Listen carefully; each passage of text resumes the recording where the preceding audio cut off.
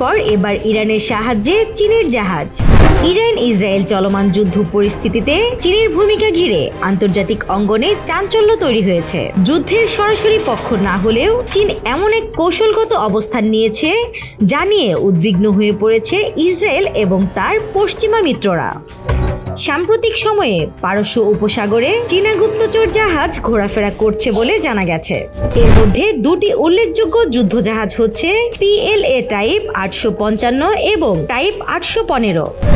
ধারণা করা হচ্ছে এই জাহাজগুলো ইরানকে গোয়েন্দা তথ্য সরবরাহ করছে এবং আঞ্চলিক উত্তেজনা ও পশ্চিমা মিত্র নৌবাহিনীর গতিবিধি পর্যবেক্ষণ করছে।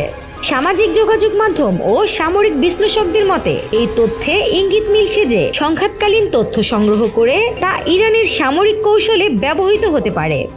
বিশ্লেষকরা বলছেন, ইরান ইসরায়েল যুদ্ধ যত তীব্র হচ্ছে ততই চীনের এই নীরব সমর্থন স্পষ্ট হয়ে উঠছে। এদিকে যুদ্ধের শুরু থেকে চীন ইরানের পক্ষে অবস্থান নেওয়ার ইঙ্গিত দিচ্ছে। দেশটির রাষ্ট্রীয় বক্তব্যে ইসরায়েলের হামলার নিন্দা জানানো হয়েছে। এমনকি চীনের প্রেসিডেন্ট শি জিনপিং রুশ প্রেসিডেন্ট ভ্লাদিমির পুতিনের সঙ্গে কথাও বলেছেন যুদ্ধ নিরসনের বিষয়ে। তবে চীন যে কেবল কূটনৈতিক বিবৃতি দিয়ে দায়িত্ব শেষ করছে না তার প্রমাণ মিলেছে কার্গো বিমানের গতিবিধিতে। যুদ্ধ শুরুর একদিন পর চীন থেকে একের পর এক বোয়িং 747 ধরনের মালবাহী উড়োজাহাজ ইরানের দিকে যাত্রা করেছে, যা নিয়ে গভীর রহস্যের সৃষ্টি হয়েছে।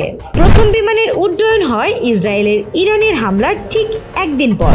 দ্বিতীয়টি পরদিন চীনের উপকূলীয় শহর থেকে যাত্রা করে। তৃতীয়টি সোমবার সাংহাই থেকে উড়ে যায় এবং উত্তর চীন, কাজাখস্তান, উজবেকিস্তান ও তুর্কমেনিস্তান হয়ে ইরানের প্রবেশের সময় রাডার থেকে অদৃশ্য হয়ে যায়। বিশেষজ্ঞদের মতে এই উড়োজাহাজগুলো সম্ভবত সামরিক সরঞ্জাম বা অস্ত্র বহন করছিল, কারণ বোয়িং 747 সাধারণত সামরিক রসদ পরিবহনে ব্যবহৃত হয়। চলমান যুদ্ধ পরিস্থিতিতে ইরানের পতন ঘটলে তা চীনের অর্থনৈতিক ও জ্বালানি স্বার্থের জন্য বড় আঘাত হতে পারে।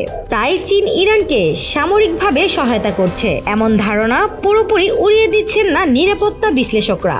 সামরিক ও কূটনৈতিক পর্যবেক্ষকদের মতে এই সংঘাত ধীরে ধীরে একটি আন্তর্জাতিক মহাযুদ্ধের দিকে এগিয়ে যাচ্ছে, যেখানে চীন ও রাশিয়া মিলে পশ্চিমা জোটের বিরুদ্ধে ইরানকে ঢাল হিসেবে ব্যবহার করতে পারে। স্নিগ্ধা আখি, দৈনিক নতুন সময়, ঢাকা।